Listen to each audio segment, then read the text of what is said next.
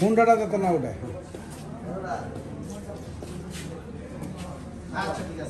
একটু সামনে।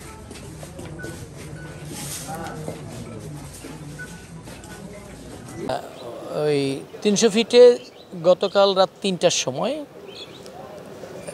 বুয়েটের ৩ ছাত্র তাদের বাইক করে যাওয়ার সময় পিছন থেকে প্রাইভেট কারে ৩ জন, সম্ভবত তারা মাদকাসক্ত ছিল। যখন পুলিশ চেকপোস্টে ওই বুয়েটের ছাত্রদেরকে তাদেরকে চেক করতেছিল বাইকে বসা অবস্থায়, এই সময় এই প্রাইভেট কার পিছন থেকে এসে অতর্কিতে তারা রেকলেস ড্রাইভিং করতেছিল, বেপরোয়াভাবে গাড়ি চালাচ্ছিল, এসে তাদেরকে ধাক্কা মারছে। ধাক্কা মারার পরে এখানে এই ৩ জন বুয়েটের ছাত্র, ৩ জনের মধ্যে একজন ঘটনাস্থলে একজন মারা গেছে, মুহতাসির মাসুদ নামে সেকেন্ড ইয়ারের একজন বুয়েটের ছাত্র, সিএসসি ডিপার্টমেন্টের ছাত্র, সে স্পটে ডেথ।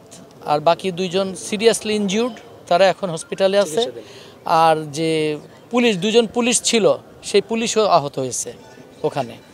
আসামিদেরকে রূপগঞ্জ থানায় নেওয়ার পরে আজকে হসপিটালের মাধ্যমে কোর্টে প্রেরণ করা হয়েছে।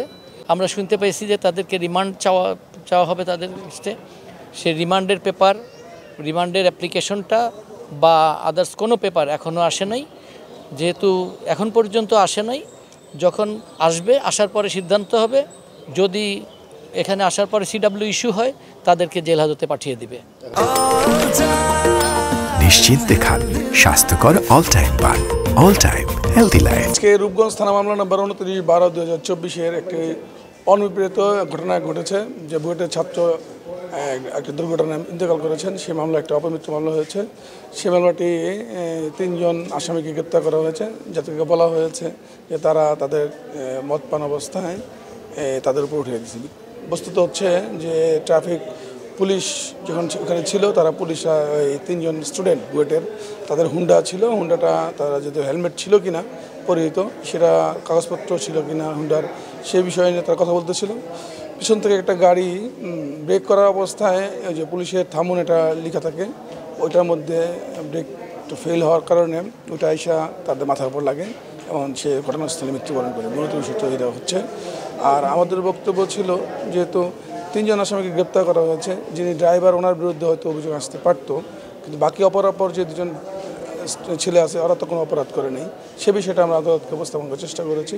আদালত সমস্ত ঘটনা শুনে তাদের বিরুদ্ধে ডোপ টেস্টের একটা আবেদন করেছেন, আবার রিমান্ডের 5 দিন রিমান্ড চেয়েছেন। সে বিষয়টা আমলে নিয়ে আগামী সিডব্লিউ ইস্যু করেন, আগামী রবিবার পূর্ণাঙ্গ শুনানির জন্য নিজ ধার্য করেন।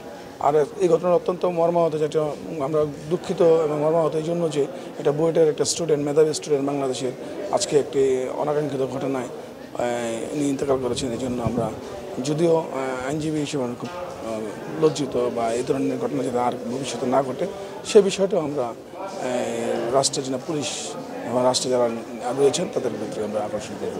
পুলিশকে সতর্কতা অবলম্বন করার জন্য বলবো। যেহেতু একটি ঘটনার পরে তার বাবা, ভিকটিমের বাবা, ডিজাস্টার বাবা যে এই বক্তব্যটা দিয়েছেন, সরাসরি যে পুলিশকেই তারা দায়ী করেছেন। পুলিশে এই ঘটনা যদি তাদেরকে না ঘটাইতো, তাই এই ধরনের একটা ঘটনা ঘটতো না। আমরা আশা রাখি পুলিশ এ বিষয়ে সতর্ক হবে।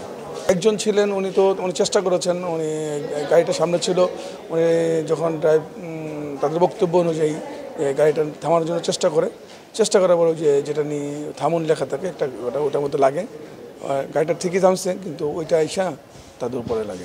পুলিশ তার নিজের যে কর্তব্যের অবহেলা, এই অবহেলাটাকে অন্যায়, এটা স্বাভাবিক, একটা ইনস্টিটিউশনের উপরে না নিয়ে একটা ব্যক্তির উপর দিয়ে দিয়েছেন।